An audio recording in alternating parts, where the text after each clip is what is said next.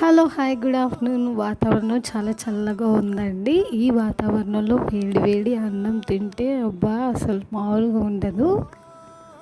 అందుకని నేను వేడి అన్నం పెట్టేసుకొని అందులోకి చిక్కుడుకాయ చికెన్ కర్రీ అలాగే చికెన్ పికిల్ అయితే వడ్డించేసుకున్నాను.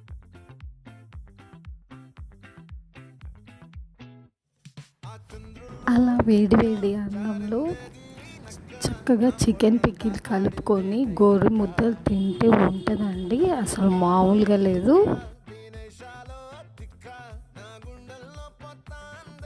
చూస్తున్నారు కదా చికెన్ పికిల్, ఆహా అసలు ముద్ద తింటే అమృతం అనమాట.